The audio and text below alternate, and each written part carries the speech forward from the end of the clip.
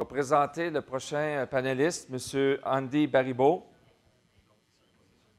Avec une vingtaine d'années d'expérience dans des postes de gestion et de conseil, Andy Baribeau se spécialise dans des dossiers ayant trait aux ressources humaines, à l'intégration et aux relations, surtout entre les Premières Nations et les promoteurs. Avec une mère Cri et un père métis, il vit à Mistisini depuis son enfance. Il a siégé comme membre du Conseil de la Nation Cri de Mistisini pendant 3 mandats consécutifs et a été responsable pour le Conseil des portfolios du développement économique et des ressources naturelles. En tant que professionnel à la fonction publique, il a travaillé pour la Nation Cri de Mistisini et pour la Commission scolaire Cri aux ressources humaines, où il a occupé les postes de fonction et conseiller de ressources humaines et de directeur des ressources humaines, en plus de négocier et de mettre en œuvre, pour le compte de la commission scolaire, 3 conventions collectives. Dans le secteur privé, il a été responsable de la mise en œuvre des obligations de l'entente signée entre Inmet Mining et de la Nation Cri de Mistisini, en plus d'occuper les fonctions de directeur des relations avec les milieux pour Goldcorp pour le projet Éléonore entre 2007 et 2010, où il a eu établir et maintenir des relations autant avec les communautés Cri et Jamésiens comme les diamants Stornoway et Perilia. Il occupe actuellement, entre autres, le rôle de responsable et négociateur des dossiers miniers pour le Grand Conseil de Cri de Iwichi. Depuis quelques années, il travaille aussi avec les différents organismes et compagnies en tant que conseiller en gestion, relations avec le milieu, intégration autochtone et recrutement. Ses clients viennent autant du secteur public, éducation, administration gouvernementale autochtone, provinciale et municipale, que du privé, secteur minier, forestier, commerce, etc. Il est aussi très actif dans plusieurs dossiers traitant de la mise en œuvre d'ententes, surtout dans le domaine minier. M. Baribeau.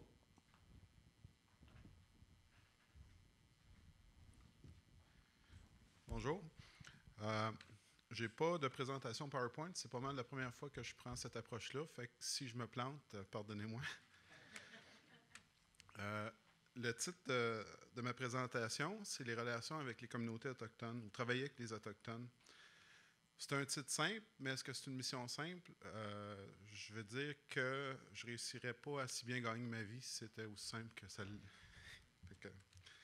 Mais l'approche que je vais prendre, c'est que je vais vous parler de 3 histoires ou analogies, puis de là, vous faire part de ce que j'ai appris ou de ce que j'ai constaté ou des leçons que j'en tire.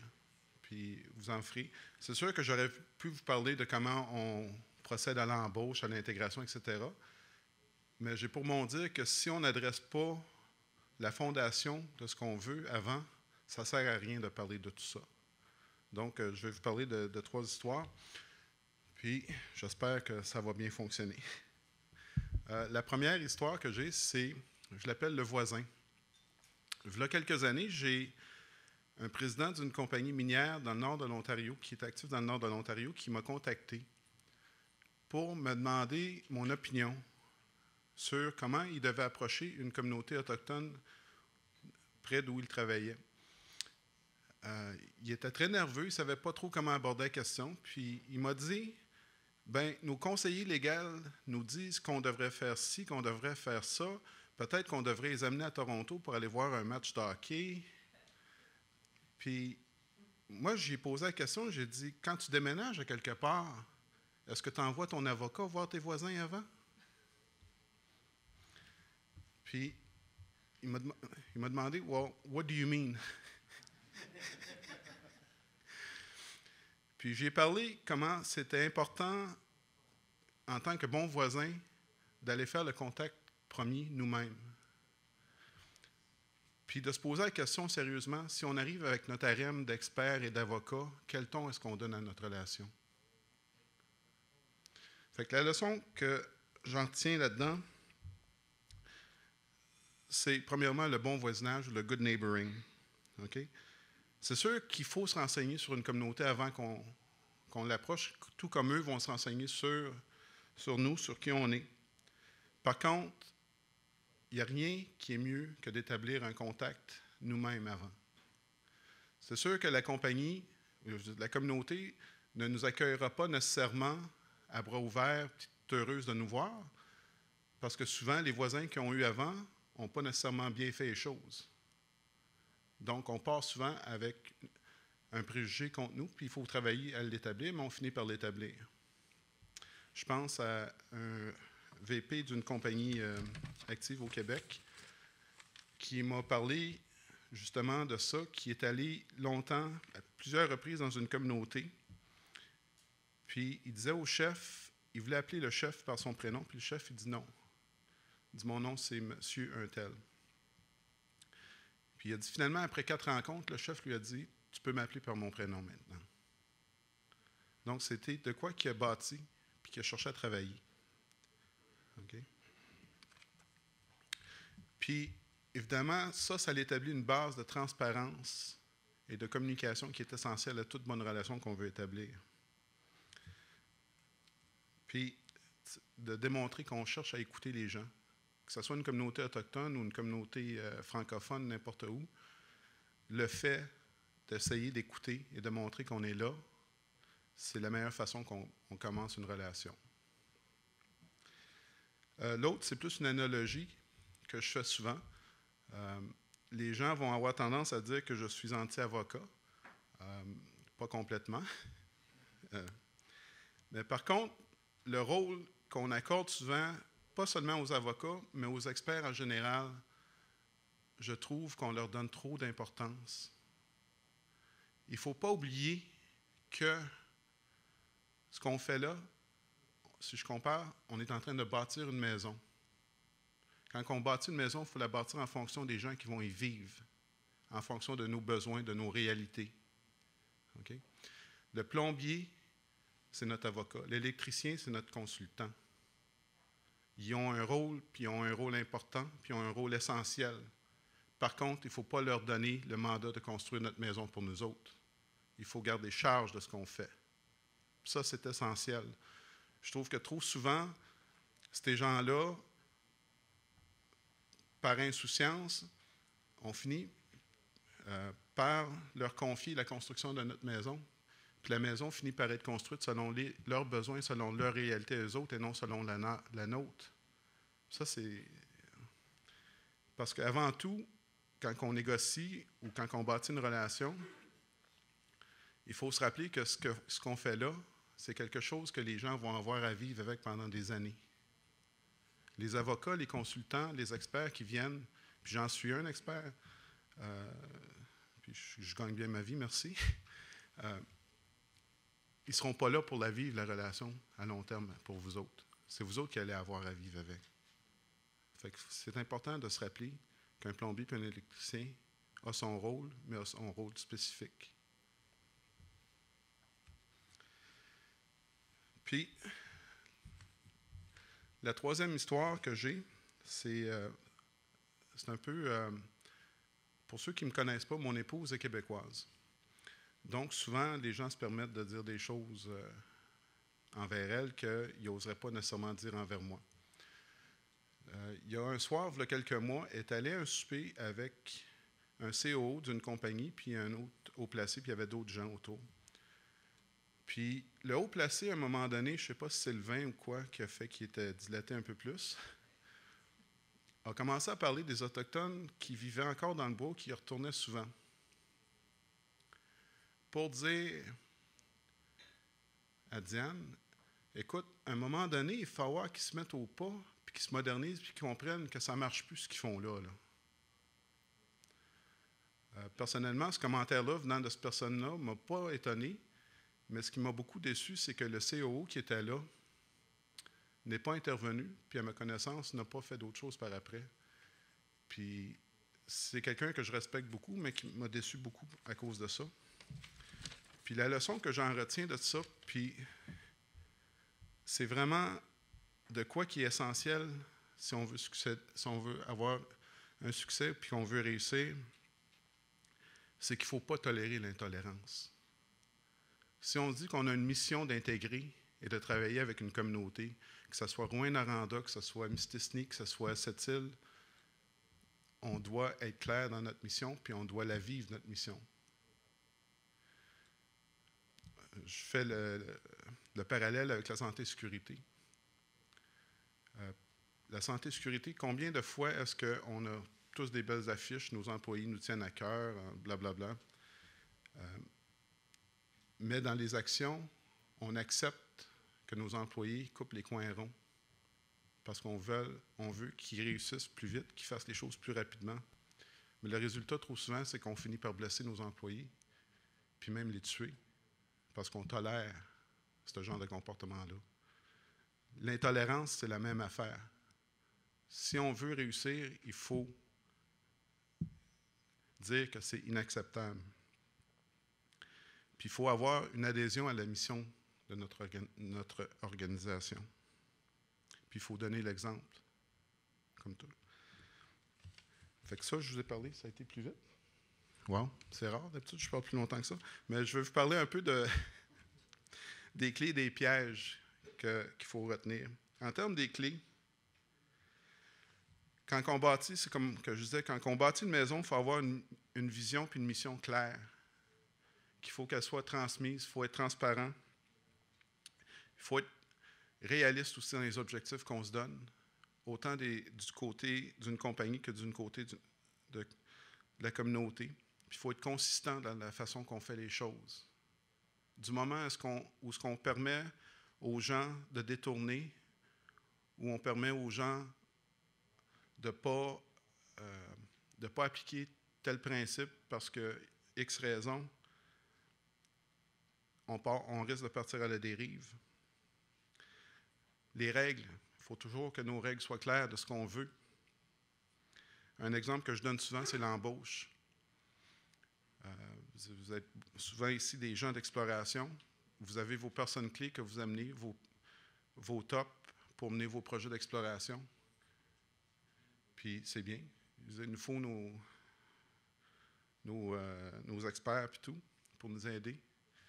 Mais combien de fois est-ce qu'on accepte que cette personne-là embauche des gens qu'elle connaît qui ne viennent pas de la place où on travaille? C'est sûr que c'est bon d'avoir son équipe, mais si on s'en va travailler à cette île, puis qu'on passe notre temps à faire venir des gens de Val-d'Or pour travailler là, qu'est-ce que les gens de cette île vont penser? Nos gens qu'on met en place doivent comprendre c'est quoi notre mission et doivent la mettre en place aussi. Parce que d'un côté, on va dire que c'est du favoritisme, on va dire que c'est du népotisme, mais on va finir aussi par dire que c'est du racisme. Il faut faire attention à ça, même si ce n'est pas ça qui est l'intention. Tantôt, dans la présentation, on a parlé de savoir s'ajuster, être ouvert au changement. Puis, en tout cas, c'était très bien dit. Puis c'est être mené aussi, essentiellement, par le gros bon sens. Les pièges, les ententes. Okay? Malheureusement, on est dans un contexte où les ententes sont essentielles en ce moment parce que le lien de confiance, puis l'avancement au niveau de pouvoir dire qu'une communauté peut intégrer une opération ou un projet minier n'est pas là. Donc, on doit se fier à des ententes. Mais une entente, c'est rien qu'un bout de papier. Okay? On a beau avoir des ententes, je vois des gens se vanter qui ont des ententes de 300 pages, de 100 pages, de 50 pages, etc. Mais c'est rien que du papier, c'est rien. C'est la vie qu'on donne à l'entente qui est essentielle. Puis cette entente-là doit refléter, comme je dis, nos gens qui vont avoir à vivre avec. Les négociateurs. Je suis moi-même négociateur, je ne vais pas me tirer dans le pied ici, là, mais il faut se méfier des experts négociateurs qui se vantent d'avoir négocié X ententes. Okay? Oui, ils ont négocié un bout de papier, mais est-ce que ce bout de papier-là est vivable aujourd'hui pour les gens qui ont à vivre avec? Les gens que vous devez vous fier le plus, si jamais vous rentrez dans un contexte de négociation, ce sont vos propres gens, avant tout, et pas des négociateurs. Les secrets et la confidentialité. Ça, personnellement, c'est un problème que j'ai de fond avec trop d'ententes ces jours-ci. À quoi ça sert d'avoir une entente si elle est confidentielle puis que les gens qui vont à quoi ça sert d'avoir une entente si elle est confidentielle puis que les gens qui vont avoir à vivre avec les conséquences de cette entente-là n'ont pas accès à l'information qui est là? Okay. La seule affaire, ça fait que les gens qui ont négocié l'entente, eux, de leur côté, maintiennent une expertise puis une pertinence. Puis ça ne donne rien. C'est sûr que les gens vont dire « Ouais, mais on a toute copie de l'entente de X, de l'entente de l'autre. » Oui, mais ce que vous avez là, c'est un bout de papier. La confidentialité de ces ententes-là fait en sorte qu'on n'a pas des forums où on peut discuter ouvertement de ce qui marche, de ce qui ne marche pas, de comment on peut corriger des choses, de comment on peut partager des connaissances pour tous bien réussir à faire ce qu'on veut. Puis l'autre affaire, c'est d'avoir peur des échecs.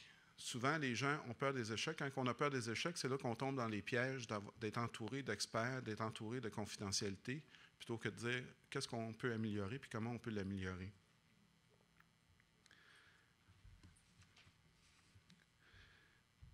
Puis, le lien de tout ce que je vous ai dit aujourd'hui avec les Autochtones, bien, ce que je peux vous dire, c'est qu'un humain, c'est un humain. Un groupe culturel, c'est un groupe culturel. À la base, quand on parle de relation avec le milieu, c'est la façon qu'on approche ces gens-là qui est essentielle, qui est basée sur le respect, qui est basée sur la transparence, qui est basée sur l'avancement mutuel. Okay? Puis tout ça se fait avec une vision et une mission claire qu'on doit se définir, qu'on doit se donner. Puis si on n'a pas cette fondation-là, on a beau parler d'embauche, on a beau signer les plus belles ententes qu'il n'y a pas, on ne réussira pas. Puis, à la base, si on a la fondation, oui, on va avoir des tempêtes, il ne faut pas se leurrer, il ne faut pas faire à croire qu'à cause qu'on a signé une entente puis qu'on va voir des matchs de hockey ensemble, on s'entend bien qu'il n'y aura pas de tempête. Mais il faut être capable, si on a la fondation, de savoir qu'on va la passer la tempête, puis qu'on va la surmonter, puis qu'on va s'en relever. La partie de la question, ça, on ne m'avait pas averti que j'aurais une question pour vous autres.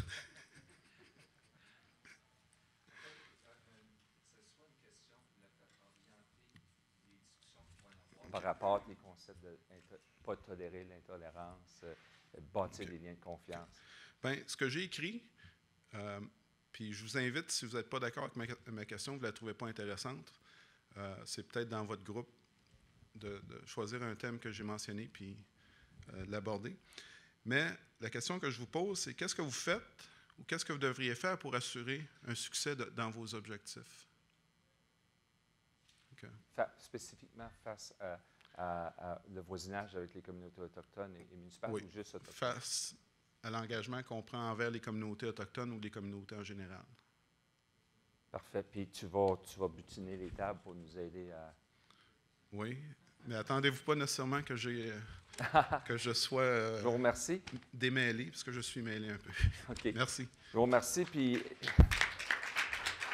si vous pouvez aborder la discussion avec la même façon dynamique que vous l'avez faite avec la municipalité, bien, tantôt, on va être capable de faire la présentation des 4 tables.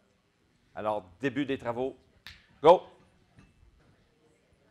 Groupe, j'ai fait le tour des tables. Il semblerait que vous êtes relativement prêts pour montrer au micro.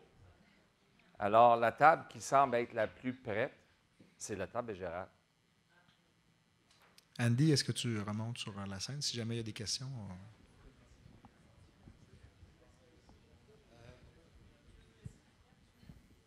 C'est beau, je peux y aller. Nous, ce qu'on a parlé, ben, en fait, moi, je n'avais pas enregistré la question, là, fait que je ne sais pas si on a traité de la question. Mais en gros, ce qu'on a parlé, c'est la question, les ententes dans l'acceptabilité sociale d'un projet. C'est sûr que les ententes, c'est important, les ententes légales, contractuelles.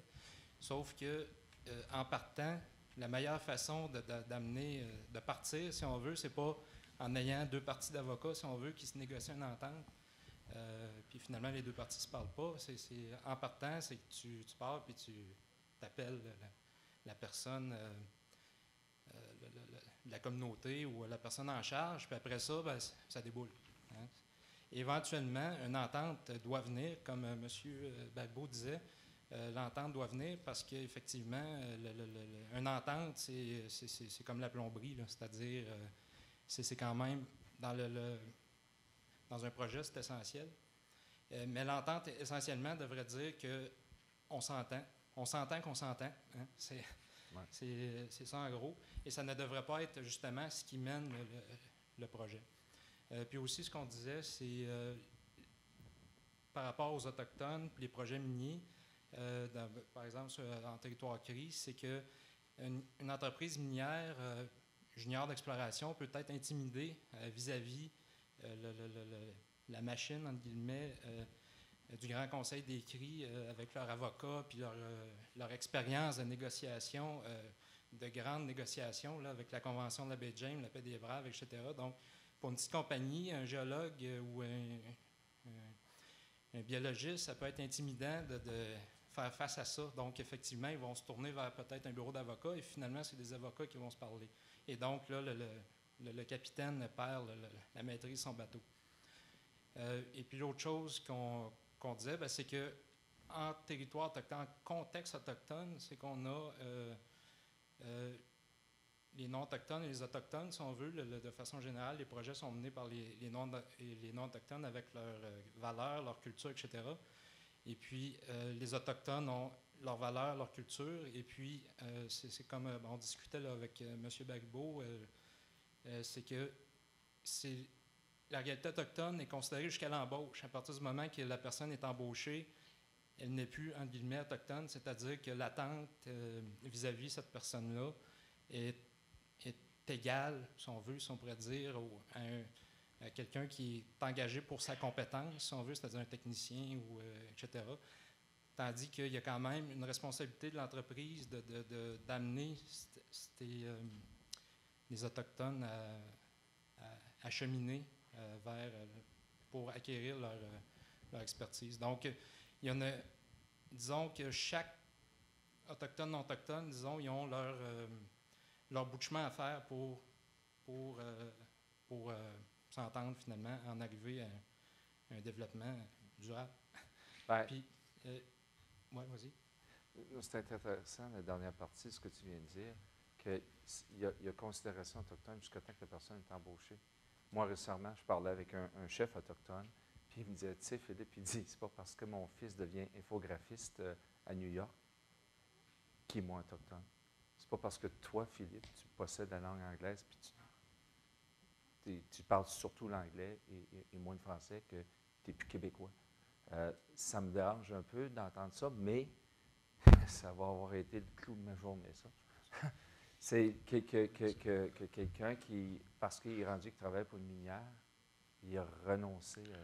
Pardon, Philippe. Ça, c'est un peu. C'est moi qui ai semé ce commentaire-là. Il est à notre table. Non, mais c'est de ma faute. Moi, ce que je disais plus, c'était pas au niveau de l'identité de la personne qui travaille, c'est l'identité du travailleur. Quand un employeur embauche quelqu'un, disons, comme un technicien, ce qu'elle veut, c'est que cette personne-là fasse rendre un travail de technicien. C'est dans ce sens-là. Puis la compagnie a toujours un devoir, elle, de rentabilité. Fait qu'elle doit s'assurer qu'elle va considérer le fait qu'une personne est autochtone ou une femme au moment de l'embauche, mais du moment où la personne commence à travailler, elle doit avoir le même rendement que n'importe quel autre employé. Puis c'est ça qu'il faut viser. Ça n'a pas du tout trait à l'identité de la personne. Là, je comprends, parce que la première présentation que j'avais vue de M. Baribeau à Picogrande, c'était la notion de tolérer l'intolérance, parce que il disait à l'époque, je crois qu'il y avait un travailleur de Royalus, que parce que le travailleur arrivait en retard, on tolérait qu'il arrivait en retard parce qu'il était possiblement autochtone. On disait, puis là, ça dérapait, cette patente-là. Là, je comprends mieux, mais je voulais partager avec vous que... Pardonnez-moi. Un des chefs autochtones m'avait... Finir, en fait, ce qu'on devrait viser dans des ententes, c'est de ne plus avoir d'entente. C'est dans le sens que c'est juste normal qu'une entreprise s'installe, qu'elle embauche des Autochtones, et puis si une entreprise s'installe à proximité de Val-d'Or, elle n'aura pas d'entente du type IBA avec la ville de Val-d'Or. Donc, s'il y a une entente, c'est parce qu'il y a un manque un sentiment de manque de confiance. Ben, c'est ça, mais aussi, c'est légitime dans le sens que eux, ils veulent faire valoir qu'ils sont sur leur territoire, et donc être sûr que les gens profitent de cette prospérité-là. Donc, c'est légitime. Donc, idéalement, c'est que abolissons les ententes. Parfait. Voilà. Deuxième table, êtes-vous prêts? Andy? C'est une deuxième victime. M. Baribeau, vous nous avez amené 3 histoires. Je vais vous en compter une, puis je me la permets, celle-là, Philippe. J'ai été dans la fonction publique fédérale pendant une trentaine, au-delà de 30 ans. Et quand on signait un contrat avec une entreprise, c'était 4 pages au départ et ça se réglait là. Lorsque je suis sorti en 2010, c'était 28 pages minimum, plus 4, 5 ou 6 annexes avec tout ce que ça comportait. Par contre, de l'autre côté, j'ai suivi des cours en commerce international et il y a un professeur qui m'a dit la meilleure entente, c'est un regard dans les yeux et une poignée de main. Et on regarde ce qui se fait dans l'industrie minière, même dans le diamant. Mais encore, la majeure partie des deals, oui, il y a des contrats, oui, il y a des choses, mais c'est la poignée de main qui se fait dans le diamant. Ça fait que je pense que ça, c'est important de retenir ça. Ça fait que je me suis permis une petite écartade. À notre table, on a jasé communication. C'est communication, communication et communication plus, plus, plus. Dans ces communications-là, on voit de la transparence, on voit de la prévisibilité, on voit aussi toujours l'idée d'avoir un projet en tête, à bâtir quelque chose, d'avoir à aller, que ce soit une mine, mais que ce soit une économie, que ce soit l'avenir de nos enfants, ben c'est de bâtir ça, ou de tenter de le bâtir. Et ça se traduit aussi par de la stabilité. Puis là, ça peut mener bien loin ces éléments de base-là. Je ne vais pas plus loin. Merci. Une troisième table? Ou tiens, on va y aller à la table à l'arrière. Je te vois ça.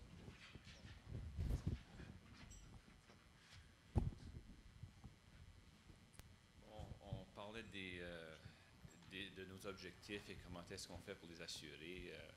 Nos objectifs sont basés sur nos intérêts. Si on veut que nos intérêts soient respectés, il faut comprendre les intérêts de l'autre partie. Alors, pour ce faire, il faut non seulement que nous soyons transparents dans nos approches, mais qu'on soit ouverts, qu'on écoute pour comprendre c'est quoi l'intérêt des communautés autochtones de venir nous voir. Pourquoi négocier des ententes? C'est certain que le contexte va être différent d'une communauté à l'autre. Formation de la relève, ce genre de choses-là. Mais c'est vraiment ça, c'est de comprendre nos intérêts, de se faire comprendre. Peut-être que les gens veulent dire que c'est évident, qu'est-ce qu'une minière veut. Il faut que ça soit aussi évident pour nous, ce que les communautés autochtones désirent voir de nous. Mais ça, on y arrive seulement à travers la communication, la transparence, le respect des différences. Et là, je ne peux plus lire les notes. Ah non, OK, non. La formation, on en avait parlé. Formation de la relève, je pense que c'est très important. Et je suis très content, M. Baribeau, vous avez levé le sujet de la confidentialité des ententes. Parce que ça, ça serait peut-être une discussion à avoir, ça. Pourquoi ces ententes-là devraient-elles être confidentielles? Je relance une question. Ça porte atteinte au concept même de confiance. De transparence. De transparence et de confiance. Tu me donnes tes notes, s'il vous plaît? Okay. Merci.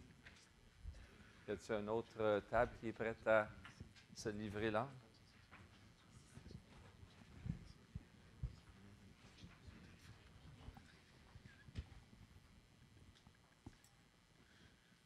Oui, donc de notre côté, ce qui a été principalement identifié, en fait, on a commencé avec principalement, en fait, il faut savoir aller plus loin que ce qui est légalement obligé. Donc, ne pas, pour une compagnie, ne pas simplement loin que ce qui est légalement obligé. Donc, pour une compagnie, ne pas simplement se contenter de rencontrer les obligations légales. Il faut aller plus loin, que ce soit par l'accompagnement ou par la formation. Et puis, en fait, une des principales choses qui avait été identifiée, c'était d'assurer une présence directe, physique auprès des communautés. Donc, non pas seulement utiliser un consultant comme moi qui fait tout le travail pour vous. En fait, moi, c'est ce que je recommande aussi beaucoup à mes clients, c'est oui, je peux vous aider à élaborer votre plan, mais la figure qui doit être présente, la personne qui doit faire la consultation, ce doit être un représentant de la compagnie, absolument. Et même dans une certaine mesure, c'est Catherine qui nous disait ça, il faut aussi qu'il y ait une relation qui soit établie de chef à chef. Donc, pas simplement envoyer l'équipe qui fait le travail au quotidien, mais aussi parfois avoir le dirigeant de l'entreprise qui va rencontrer le dirigeant de la communauté. Et ça, c'est tout particulièrement important. Il faut savoir démontrer un respect envers les communautés. Et puis ça passe définitivement par le fait d'envoyer des personnes importantes pour faire l'ensemble de la discussion. Aussi, une chose qui avait été identifiée, c'est d'avoir des ressources à l'interne, donc de dédier des ressources au volet communication, relations avec les communautés, mais aussi d'avoir des ressources qui sont d'origine autochtone, ce qui facilite le dialogue, d'une part la connaissance de la langue, mais aussi la connaissance de la culture au sein de la communauté, donc favorise l'échange, et en fait aussi, ça favorise l'apprentissage des cultures, mais de part et autre. Donc non seulement, oui, la communauté apprend à vivre avec les minières, mais les minières, elles aussi, apprennent à vivre avec les communautés. C'est sensiblement ça qui avait été identifié. Puis il y avait un exemple qui avait été enlevé, qui avait été soulevé, en fait, d'une part avec M. Baribeau, mais aussi avec les parents de Catherine. C'est que si la cohabitation est possible entre individus au sein d'une relation au commun, là, dans le fond, mari et femme, si la cohabitation est possible entre les deux cultures que sont celles du Québécois moyen et des communautés autochtones, bien, elle est définitivement aussi possible entre une entreprise minière et une communauté. Là. Donc c'est essentiellement ça. Merci beaucoup. Dernière, tu me donnes du thé, là? Merci. Et la dernière tablée, Denis, tu vas te ramasser en avant. OK, c'est beau.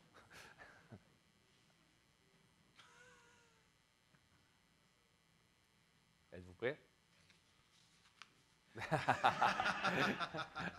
Il n'y aura pas de notes, là. Il n'y a pas de petit collant avec un ourson. Là, Bonjour.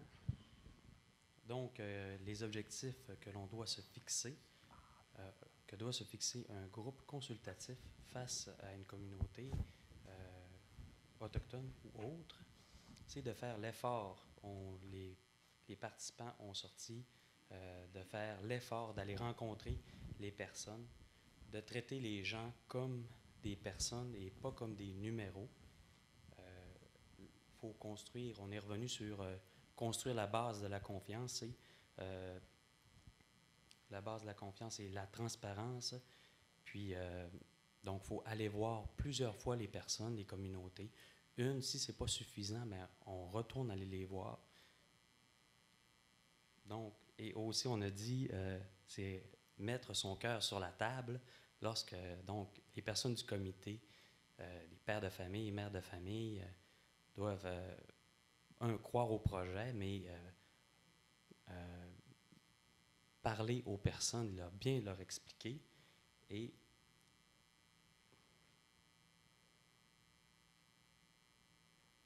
c'est pas moi qui l'ai écrit, là. Non, c'est très bien écrit.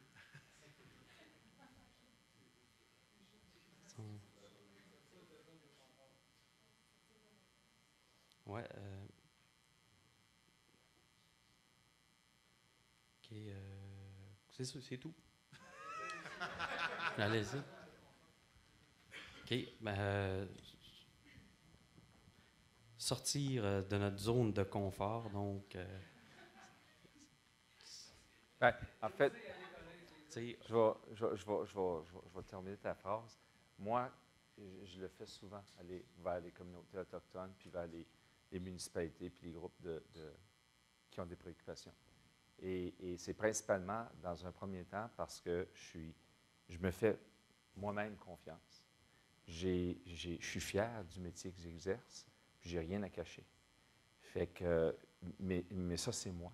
Il y a peut-être certaines personnes qui ont des appréhensions ou des gênes, puis ils ont peut-être peur de s'adresser, surtout de cogner à la porte d'un chef d'une communauté autochtone. Mais c'est quand même, c'est d'abord et avant tout de sortir de sa zone de confort. Au début, ce n'est pas très confortable, parce qu'imaginez, quand vous cognez à la porte de Paul Gord à Waswanipi, c'est le chef de sa communauté. Et littéralement, c'est l'équivalent d'arriver ici au Parlement, puis de cogner à la porte de Pauline Marois présentement, puis dire « Hey, je veux te parler ». Il faut le voir comme ça. Puis c'est le chef de la communauté. Puis moi, personnellement, ben, je le fais. Puis je ne me gêne pas de le faire avec les élus au Parlement. Mes taxes. Puis... Merci beaucoup. J'avais peut-être quelque chose à rajouter qui n'a pas été mentionné puis que je juge qui est pertinent. Il y a un aspect aussi de formalité dans le travail avec les communautés pour aller vers des ententes. C'est important de travailler avec les gens, d'aller rencontrer ces gens-là dans un contexte qui est communauté, là, que ce soit communauté autochtone ou non, dans un contexte informel. Passer du temps avec eux autres, aller sur le territoire avec eux autres, essayer de comprendre comment c'est quoi leur lien avec ce territoire-là ou en faisant ces activités-là avec eux autres. Puis ça, selon moi, c'est fondamental à justement générer cette confiance-là qui est nécessaire à bâtir une entente durable. Et surtout, quand on le fait, moi je l'ai fait, puis Pierre-Philippe le fait aussi, puis je pense que Andy, c'est vraiment s'offrir un cadeau. C'est-à-dire sortir de sa zone de confort, de faire de la science, de la géologie, puis de l'exploration, puis aller vers ça, ça fournit un certain répit. Là.